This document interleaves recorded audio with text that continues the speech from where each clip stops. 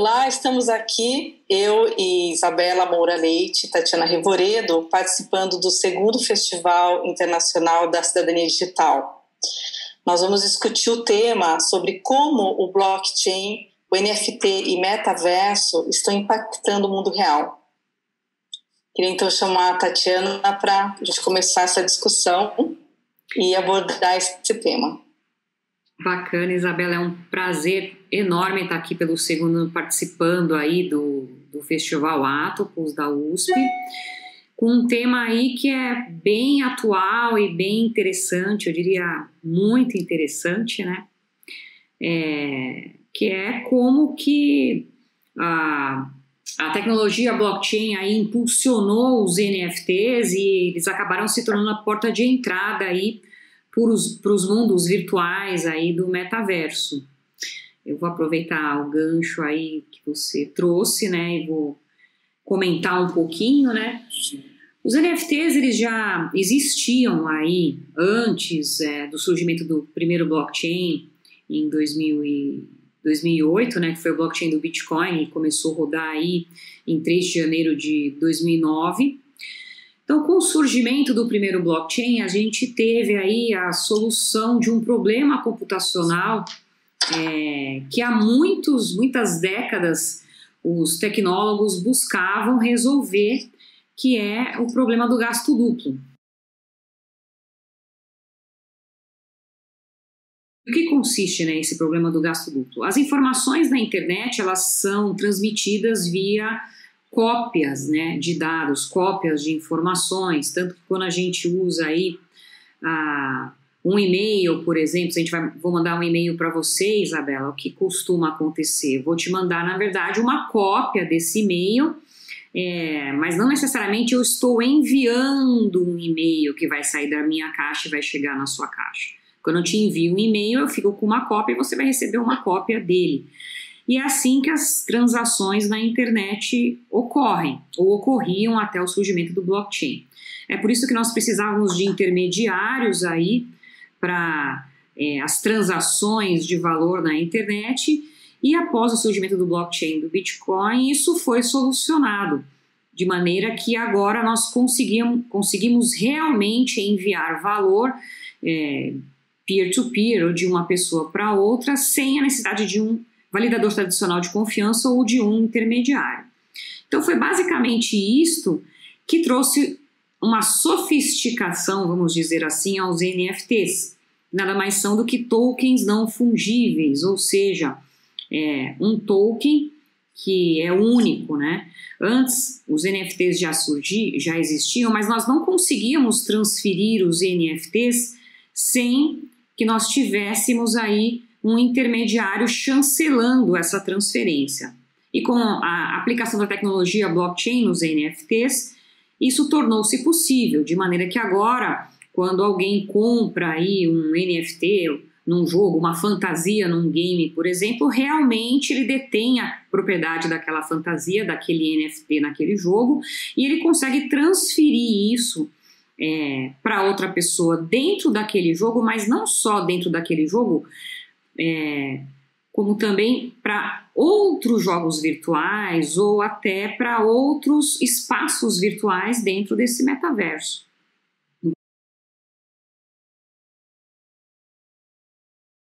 Costuma-se dizer que o NFT se tornou o átomo do metaverso via tecnologia blockchain. Depois que a tecnologia blockchain possibilitou aí a padronização dos atributos básicos do NFT, possibilitando aí a sua transferência entre pessoas sem a necessidade de intermediários ou validadores de confiança. Então, em resumo, os NFTs, via tecnologia blockchain, se tornaram aí o átomo no metaverso,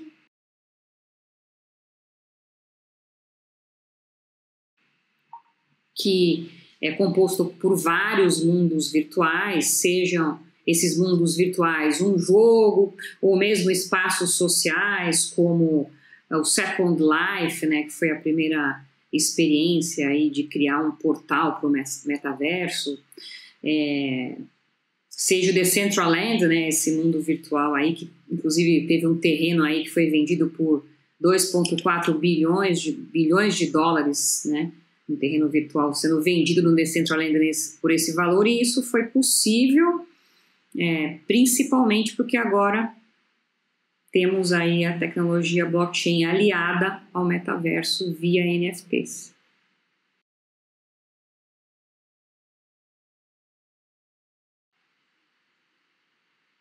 Eu acho que aí é interessante a gente puxar um gancho que justamente a pandemia, ela impulsionou todo esse movimento, né? Então, se a gente for pegar a indústria da moda, ela foi, acho que, bastante pioneira nesse sentido. Então, nós temos alguns cases que trazem concretamente o uso do NFT nessa transformação, né?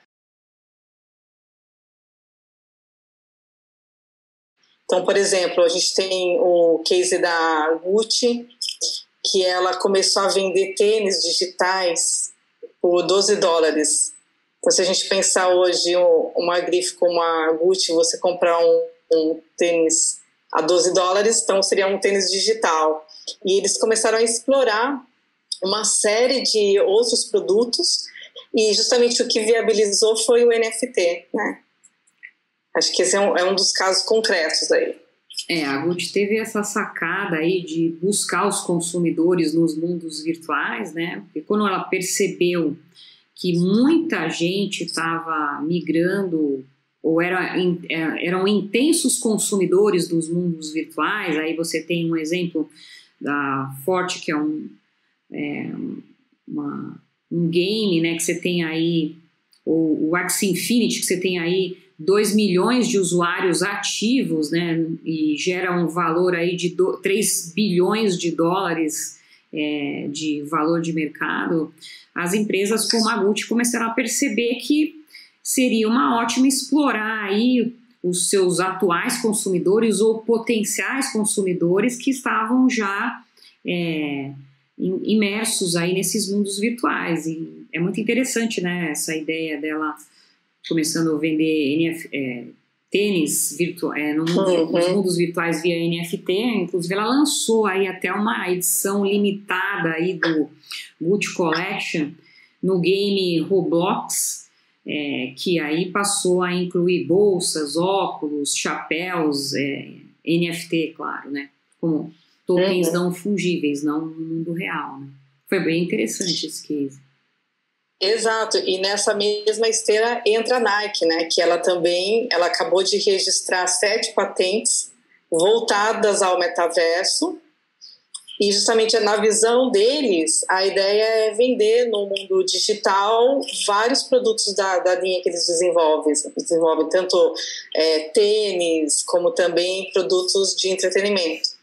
Então é interessante como esse universo da moda viu um potencial nisso, né?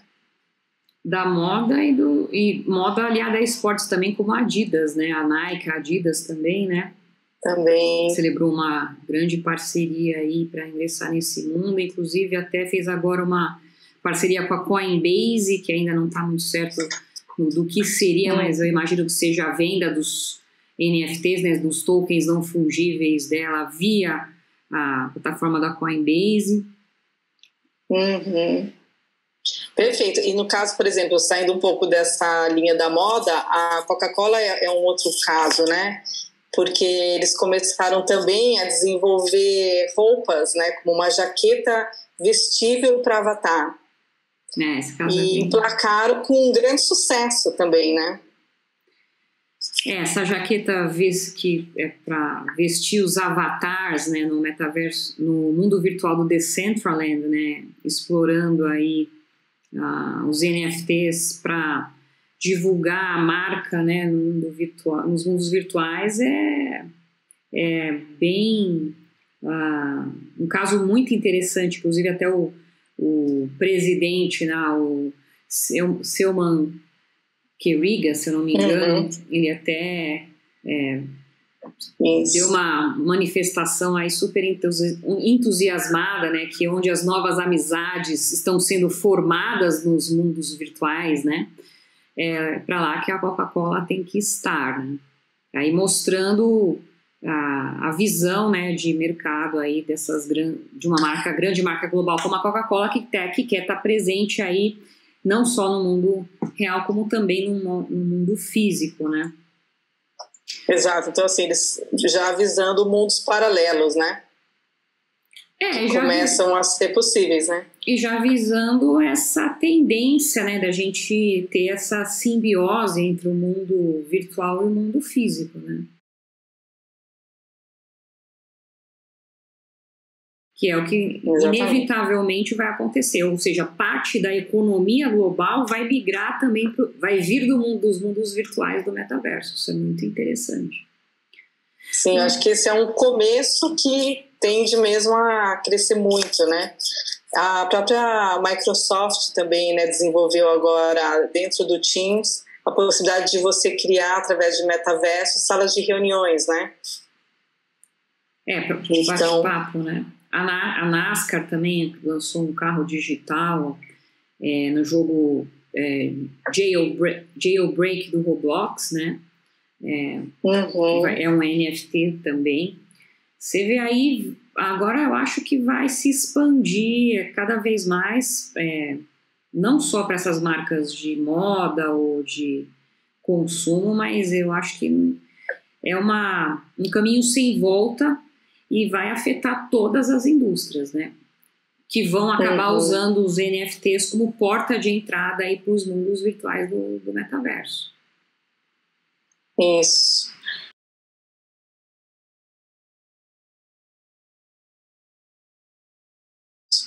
Perfeito. E você acha que dá para dizer que o metaverso é a Web3? Eu vejo como a Web3, a internet, como algo mais amplo do que o metaverso. Acho que os mundos virtuais do metaverso são uma manifestação da Web3. Eles vão ter as principais características da Web3. Na verdade, eles são a consequência, né, de todas as características que a gente vai ter numa Web3, pontuando que a gente ainda está na Web2, estamos desenvolvendo ainda a Web3, cujas principais características aí é o ser humano como foco central, diferente da Web 2 que nós vivemos atualmente, onde o foco central são as empresas, as redes sociais, né? Se hoje a gente diz que a internet hoje é o Facebook, é o Instagram, é o Twitter, na Web 3 não será mais assim. Se basicamente para muitas pessoas hoje a internet é o Facebook, na Web3 não será mais assim. Porque aí nós vamos migrar aí do foco do foco das empresas que nós temos no Web 2 para o foco no ser humano, como é a Web 3.0. Por isso que eu discordo completamente do Elon Musk falando que o Web 3 é balela. É balela para quem quer manter o status quo da Web 2, que detém todo o poder, todo o lucro gerado pela internet, mantém isso nas empresas. Na Web 3, não. Na Web 3 nós vamos ter aí uma mudança profunda, onde nós teremos um uso massivo de inteligência artificial, trazendo melhores análises, em melhores coletas de dados. Nós realmente vamos ter aí uma internet de dados que nós não temos hoje, né? Hoje nossos dados ficam cativos, são cativos, capturados pelas empresas que geram lucro em cima dos nossos dados. Na Web3 isso não será mais assim. Os dados retornarão ao seu real proprietário, que somos nós mesmos, e nós decidiremos se nós vamos disponibilizar ou não nossos dados mediante certa remuneração, inclusive por tempo determinado, né? Não vai ser uma coisa que a gente vai estar abrindo mão em troca de um uso gratuito de um aplicativo. Nós vamos ter o uso também muito massivo de gráficos 3D, também uso de redes peer-to-peer com a colaboração de tecnologias como blockchain, que vai viabilizar aí a desintermediação das relações na internet. E eu acredito que o desenvolvimento dos mundos virtuais via metaverso via blockchain, né? Vai proporcionar aí a gente alcançar a Web3, que na minha visão é algo maior, mais amplo do que o metaverso e os seus mundos virtuais.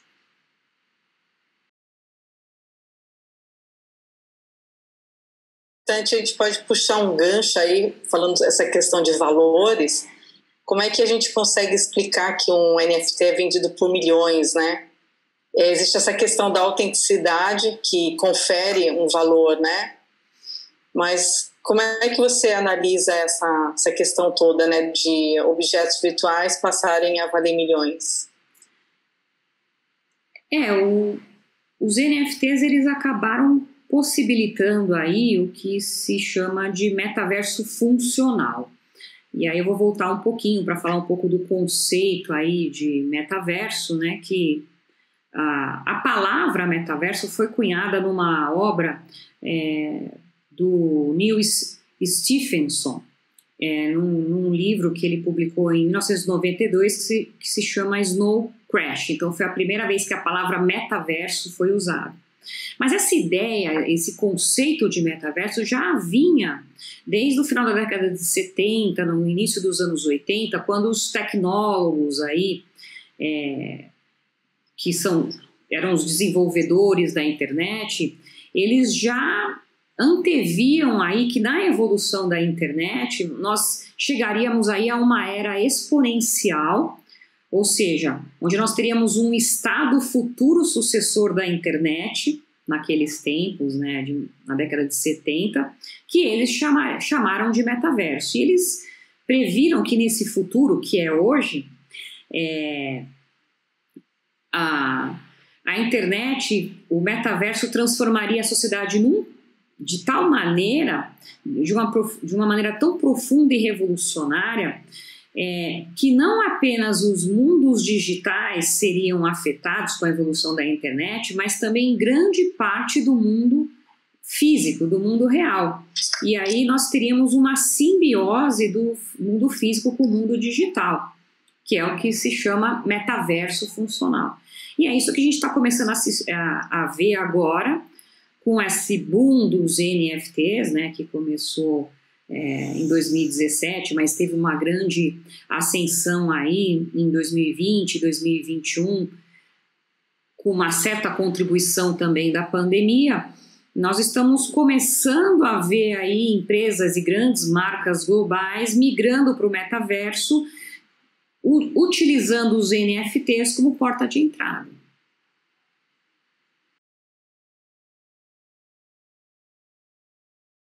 Então, em resumo, aí o que a gente pode resumir as características da Web3, que eu acho bem interessante, é que ela tem foco no usuário e não nas empresas, né? Ela vai ter um uso massivo aí de inteligência artificial, que vai trazer melhores análises sobre os dados que a gente consome na internet. Ou seja, a gente vai ter uma ferramenta aí poderosa para fornecer melhores análises de dados. Ela também usa basicamente redes distribuídas, e aí a diferença dela para a Web 2 e a Web 1, que são webs centralizadas. A gente precisa de um servidor central pegando nossas informações e redistribuindo para o destinatário, que é basicamente o que o Instagram, Facebook, Twitter fazem. Na Web3 nós não teremos isso, porque elas serão redes distribuídas, redes peer-to-peer ou ponto a ponto, onde as informações vão ser transacionadas diretamente entre quem está enviando o dado e quem está recebendo o dado, ou seja, não teremos mais muitos intermediários. Eles sofrerão aí uma redução absurda, que vai tirar muito poder aí dos validadores de confiança tradicionais, como organizações, empresas de tecnologia e até órgãos governamentais. Então, além de uso massivo de inteligência artificial, redes distribuídas, nós teremos aí muito conteúdo gráfico, ou seja, gráficos 3D em terceira dimensão, e é aí que entram os mundos virtuais dos metaversos, né? Que como alguém já, até acho que uma pessoa do Facebook tentou definir o metaverso como um espaço compartilhado tridimensional, ou seja, que usa bastante gráficos 3D em terceira dimensão e combina aí elementos físicos e digitais, se bem que particularmente eu acho que definir o metaverso ainda é muito cedo, porque ele ainda está no seu início, no seu nascedouro, então é como a gente tentar prever a internet lá nos anos 80 e 90, quem previu errou, né?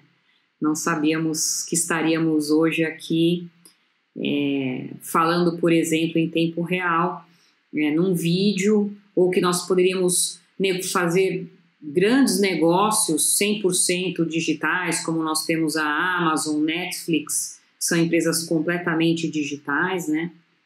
Então, acho que prever um conceito, definir um metaverso agora é muito prematuro.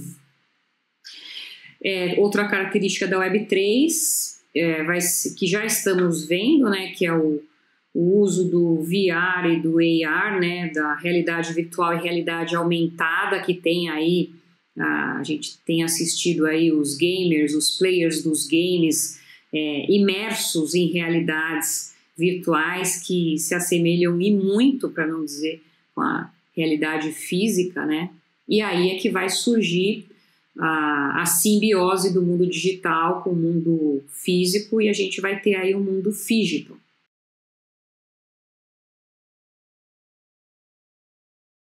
E dentro desse contexto tudo, né, de blockchain, NFTs, metaverso, como é que você vê a questão do direito autoral da propriedade intelectual? Acho que isso é uma questão, um desafio, né, dentro desse contexto. A gente teve aí um caso recente, né, do diretor do Pulp Fiction, né, o Quentin Tarantino, querendo vender aí NFTs do filme Pulp Fiction, e a Miramax, né, que logo de cara entrou com um processo questionando, né, se ele realmente teria o direito necessário para criar um NFT do Pulp Fiction, tendo em vista que, segundo o contrato, segundo a Miramax, no contrato ele cedeu todos os direitos de imagem para a Miramax. E aqui eu acho que é interessante a gente trazer um detalhe interessante, né? Quando, você é um artista e você produz ali sua obra, sua pintura, naturalmente você vai ter todos os direitos sobre aquela obra que você produziu. Mas quando a gente está falando aí de filmes, né, onde você tem a produtora, a distribuidora, o diretor, ou eventualmente o escritor do livro que deu origem àquele filme, né, você tem aí geralmente os direitos são, vamos dizer assim, cedidos, né, nós temos uma partilha aí de direitos, né, então, basicamente, nesse caso aí do Tarantino e da Miramax, o que vai ser discutido, né, judicialmente, já que já foi judicializada essa questão? A gente vai discutir quem é que tem o direito para cunhar um NFT de um filme ou da própria trilha sonora do Pulp Fiction. E aí, por que isso, né? Imagina aí que a produtora e a distribuidora Miramax, no contrato, possua os direitos de exibição do filme, ou que a Paramount Pictures ela tem o direito de distribuição.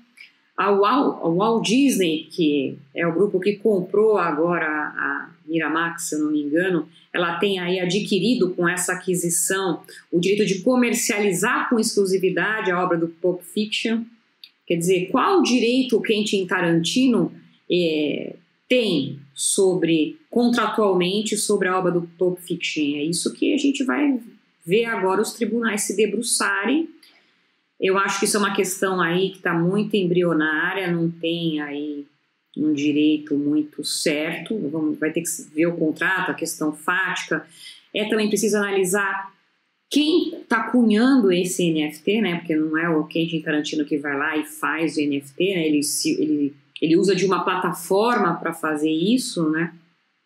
Então, eu acho que para saber aí o direito de propriedade, o direito autoral de um NFT, é preciso a gente analisar cada uma das partes envolvidas, né, na emissão aí de um NFT, na eventual comercialização do NFT. Lembrando que a gente tem o autor, o criador do conteúdo, no caso do conteúdo do Pulp Fiction, você tem o criador do NFT, que são as plataformas que você vai lá e cunha o NFT, você faz o NFT, e aí você tem quem adquire esse NFT, né? Você tem no mínimo 3 partes aí, sem considerar que o Pulp Fiction pode ter vários proprietários sobre os direitos autorais, né, do filme. Então é uma questão aí que a gente tem que ver com cuidado. Quem vai adquirir um NFT precisa ter certas cautelas, né? De repente até pegar uma declaração da plataforma onde ele está comprando aquele NFT para que ela declare ali realmente o conteúdo, né, do direito que a pessoa tem sobre aquele NFT, né? Eu acho que um ponto muito interessante, até mais que, né, isso aí que você levantou, é a questão da programabilidade dos contratos inteligentes nos direitos autorais e na propriedade intelectual. Acho que essa é o X da questão aqui. Porque agora com blockchain, os contratos inteligentes, você consegue programar um NFT, o comportamento de um NFT ao longo da sua existência. Por exemplo, além da imutabilidade e da escassez, né, que a tecnologia blockchain trouxe para os NFTs, você tem esse efeito da programabilidade dos contratos inteligentes, que eles conseguem garantir, por exemplo, uma recompensa para os criadores de conteúdo cada vez que o trabalho do criador de conteúdo é negociado. Então imagina aí que eu, Tatiana, crio uma Mona Lisa, uma obra de arte em formato digital, tá? Não. E aí essa obra de arte eu posso, quando você cria o NFT, você pode programar o contrato inteligente para toda vez que essa obra for transmitida para um terceiro, eu, Tatiana, criadora daquele conteúdo, posso ganhar 10% sobre o valor da venda. E isso é sensacional, porque você, faça chuva ou faça sol, toda vez que aquela obra for negociada, vai cair 10% do valor na minha conta, lá na minha carteira digital. E isso acaba mudando completamente a dinâmica aí dos direitos autorais e direito de propriedade intelectual sobre determinado conteúdo. Porque você vai estar aí inserindo via contrato inteligente um comando para uma divisão de receita imutável, e você vai estar premiando os criadores de conteúdo, que não vão mais precisar se preocupar com a propriedade legal do seu trabalho. Atualmente a gente tem o quê? Atualmente, até antes da tecnologia blockchain, antes dos NFTs, quem ganhava a maior parte do valor da obra eram os intermediários. E agora não. Agora são os criadores de conteúdo que vão estar realmente recebendo pelo valor da sua obra, do seu trabalho. E é isso. Que é mais que justo.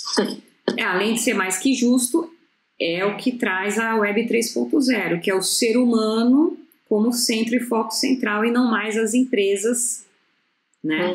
Então, realmente, quem produz conteúdo é quem vai estar sendo remunerado nos mundos virtuais, via NFT, no metaverso e na Web 3. Perfeito, é uma revolução mesmo, né? Bom, então a gente gostaria de agradecer ao segundo Festival da Cidadania Digital por essa oportunidade de trazer a discussão sobre blockchain, NFTs e metaversos, ainda um mundo todo a ser explorado, muitas coisas acontecerão ainda. E fica aqui o nosso contato para alguém, se alguém tiver dúvidas e quiser entrar em contato para trocar mais ideias.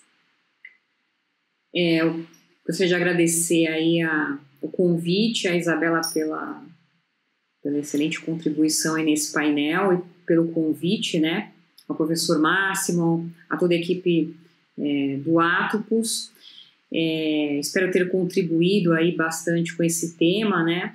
É um tema que está muito em voga, mas a gente está ainda no início, apesar de estar tendo aí um crescimento super acelerado, não só em termos de desenvolvimento, mas também em termos de capital girando, né, em torno de NFTs, mundos virtuais, metaverso, né? No último trimestre aí a gente viu diversas marcas globais ingressando aí nos mundos virtuais do metaverso via NFTs, o que é bastante interessante, porque acaba usando aí os NFTs como um meio de testar aí para onde a gente está caminhando, né? Essa simbiose do mundo físico com o mundo digital que inevitavelmente virá, já está aqui, mas virá ainda com maior força. Eu acredito aí dentro dos próximos 5 anos a gente vai ter uma reviravolta gigantesca aí no cenário atual, e acho que é interessante todo mundo acompanhar, seja aqui pelos canais do Atopus, seja aí pelos canais e redes sociais da Isabela, ou me procurando também no Twitter, no LinkedIn, no Instagram, como vocês me acham, como Tatiana Revoredo. E estou à disposição aí, se eu puder, no que eu puder colaborar, porque eu acho que isso aí é uma transformação que vai exigir não uma única cabeça pensante, vamos dizer assim, mas a gente só vai conseguir solucionar as questões que virão se a gente tiver muitas pessoas com cabeça muito aberta, debatendo e acompanhando isso no dia a dia. Exato. Agradeço também, então, você, Tatiana, pela excelente explicação, clareza e por esse conteúdo tão rico que nos ajuda muito a entender o que está acontecendo e para onde a gente está caminhando. Um abraço aí para todos. E até a próxima. Até a próxima. Tchau, tchau. Obrigada. Tchau, tchau.